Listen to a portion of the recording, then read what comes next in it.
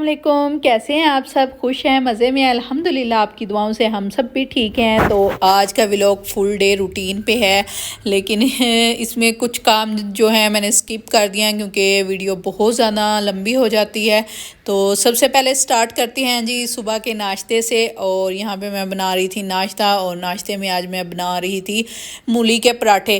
क्योंकि मौसम इतना अच्छा है ना तो गर्मी है और ना ही सर्दी है, नॉर्मल मौसम है, तो उसमें फिर इस तरह के पराठे वगैरह खाने को दिल भी करता है और अच्छे भी लगते हैं। वैसे गर्मी में तो बिल्कुल भी दिल नहीं करता। और यहाँ पे तो आप सब लोगों को पता होगा कि सऊदीया में तो गर्मी रहती है, सर्दी तो बहुत कम आती है। तो जो थोड़ी सी सर्दी आई है, क्यों ना हम उसे इंजॉय कर लें। तो यहाँ पे बस जी मैं बना रही थी पराठे। तो मेरे हस्बैंड को ना स्टफिंग वाले पराठे बहुत ज़्यादा पसंद है। कोई भी चीज़ उन्हें पराठे में डाल के दे दो, जैसे मिक्स सब्ज़ी होगी या कोई भी चीज़ जैसे मूली होगी, तो वो बड़े शौक़ से खाते हैं। सिंपल पराठा इतना अच्छे तरह से वो नहीं खाते जितना स्टफिंग वाला पराठा खाते हैं। तो बस यहाँ पे जी मैंने सोचा क्यों ना आज बनाते हैं मूली वाले पराठे। तो अपनी शुरुआत सुबह की नाश्ते से करते हैं। और आजकल हमने रूटीन चेंज किया, सुबह जल्दी उठते हैं। तो उसमें फिर ये है कि नाश्ता भी हो जाता है। तो मौसम अच्छा होने की वजह से आजकल तो वैसे हम सुबह पराठे का नाश्ता कर रहे हैं, लेकिन हमारा जो पराठा होता है ना बहुत सिंपल सा होता है। मैं एक साइड पे उस पर ऑलिव ऑयल लगाती हूँ, वो भी बहुत कम, और एक साइड से नहीं लगाती, सिंपल रखती हूँ। तो ऐसा पराठा बनाते हैं और खा लेते हैं। ये हमारा सुबह का नाश्ता होता है। मौसम अच्छा होने की वजह से जैसे ही मौसम चेंज होगा तो फिर ये सब ख़त्म, फिर दोबारा से अपनी वही पुरानी रूटीन पे आ जाएंगे जो हम नाश्ता करते थे। कभी हस्बैंड को स्मूदी बना दी, कभी मिल्क शेक बना दिया, तो बस वही सब आ जाएंगे। क्योंकि गर्मी में तो ये सब खाया नहीं जाता। तो कुछ ही दिन हैं सर्दी के, तो क्यों ना इंजॉय कर लें। तो बस यहाँ पे जी मैं 2 पराठे बना रही थी, एक हस्बैंड के लिए और एक अपने लिए। तो साथ में बन रही थी जी चाय, क्योंकि मेरे हस्बैंड का जो नाश्ता होता है ना, उनको पराठे के साथ स्टफिंग वाला जो पराठा होता है उसके साथ उन्हें दही और चाय लाजमी चाहिए होती है। तो मैं तो चाय नहीं लेती, मैं साथ में अचार या चटनी वगैरह ऐसा कुछ ले लेती हूँ। तो लेकिन मैं हस्बैंड के लिए मैंने चाय बननी रख दी थी, और साथ में बस जी बनाएंगे पराठा और फिर करेंगे अपना नाश्ता, और उसके बाद करेंगे बाकी के काम। वैसे तो मैं ये सोच रही थी कि हम जो हमारा पुराना घर था ना, हम उसमें ठीक थे। इस घर में आगे ना पता नहीं क्या है, ये शायद मुझे अभी एडजस्ट नहीं मैं हो पा रही।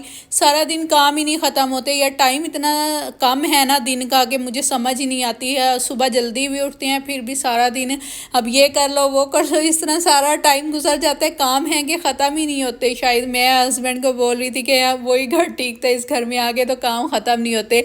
और दूसरी सबसे मुश्किल चीज़ जो है इस घर में वो ये हुई है कि सहन से ना, खुला सहन है बाहर, तो उससे इतनी ज़्यादा मिट्टी अंदर आती है। रोज़ वैक्यूम लगा लो, रोज़ डस्टिंग कर लो, इतनी ज़्यादा डस्ट बाहर से आ जाती है ना। तो मैं हस्बैंड को बोल रही थी कि नहीं, हमारा वो बंद घर ही ठीक था, उसमें सुकून था। इतनी ज़्यादा डस्ट नहीं आती थी, आती तो थी लेकिन इतनी ज़्यादा नहीं आती थी। यहाँ पे तो इस कदर बुरी हालत है। और हमारा जो बेडरूम सेट है वो भी ब्लैक है, और ऊपर से हस्बैंड ने किचन भी ब्लैक ही लगा दिया है। तो इस कदर मुझे मुश्किल हो रही है ना, रोज़ उनकी मुझे क्लीनिंग करनी पड़ती है, डस्टिंग करनी पड़ती है, फिर से दोबारा से बाहर से इतनी ज़्यादा मिट्टी आ जाती है।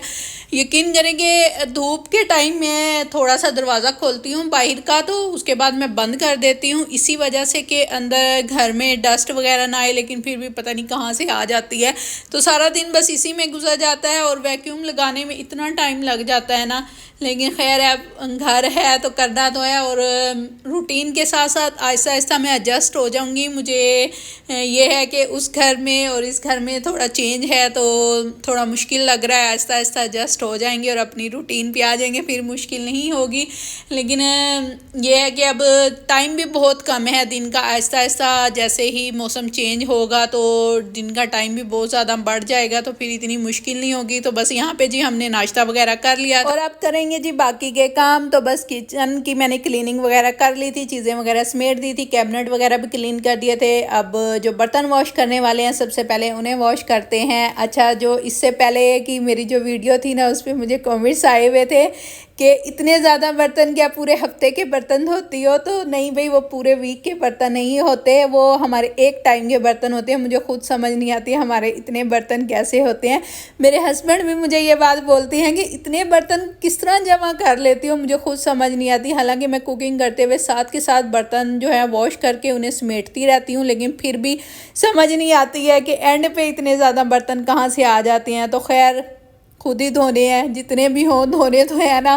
तो जी बर्तन वगैरह मेरे वॉश हो गए थे, किचन का सारा काम मेरा कंप्लीट हो गया था। उसके बाद अब सबसे पहले तो कपड़े वॉश करने के लिए डालते हैं। और अच्छा, ये जो बॉल्स मैंने मंगवाई थी ना, मैंने तो इनको ये सोच के मंगवाया था कि ये जो कपड़े आपस में उलझते हैं ना, ये नहीं होंगे इनको डालने से। लेकिन यकीन करें कि इनका तो डबल फ़ायदा है। इनसे कपड़ों पे बहुत ज़िद्दी किस्म के जो निशान लगे होते हैं जो कि नहीं उतरते, तो ये बॉल अंदर ही अंदर उन्हें भी क्लीन कर देती हैं। कपड़े बिल्कुल नीट से हो जाते हैं, दोबारा बार बार उन्हें वॉश करना नहीं पड़ता। मुझे तो बहुत फ़ायदा हुआ है इन्हें लेके। तो मैं तो जब भी कपड़े वॉश करती हूँ इन्हें साथ ही डाल देती हूँ। तो जी उसके बाद मैंने घर के बाकी के काम किए, डस्टिंग वगैरह की, और जहाँ जहाँ से मुझे क्लीनिंग करनी थी घर की वहाँ से क्लीनिंग भी कर दी। और अब लास्ट पे जी मुझे लगाना है वैक्यूम। तो सारे काम करने के बाद मैंने सोचा वैक्यूम भी लगा दें। तो और वैक्यूम का ये है कि कभी हस्बैंड से मैं लगवा लेती हूँ, वो घर पे हों, तो कभी मैं खुद लगा लेती हूँ। ज़्यादातर खुद ही लगाना पड़ता है क्योंकि वो घर पे कम ही होते हैं। तो उसके बाद जी सारे कामों से फ्री हो के फिर मैं गई थी वॉक करने। तो वॉक करके वापस आए हैं। तो जी रात के खाने का टाइम हो गया है। तो बस खाने में अब मैं बना रही थी चना चावल।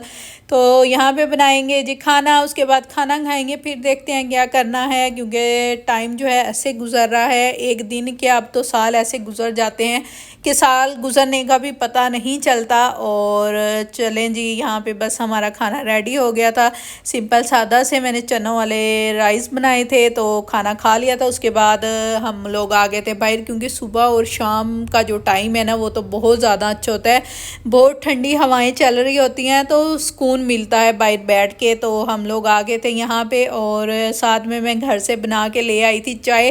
वैसे चाय तो यहाँ पार्क से भी मिल जाती है, लेकिन मेरे सामने ही घर है तो मैंने सोचा घर बनाई थी।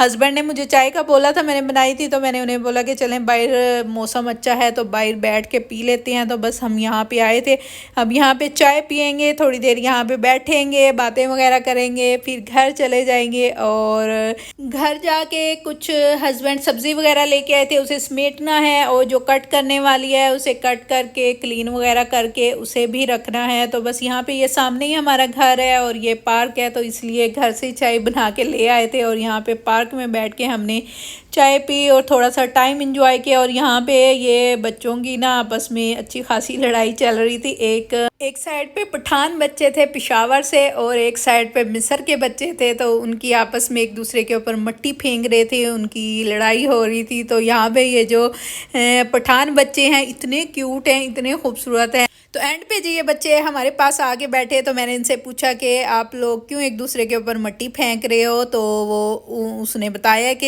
ये हमें मार रहे हैं।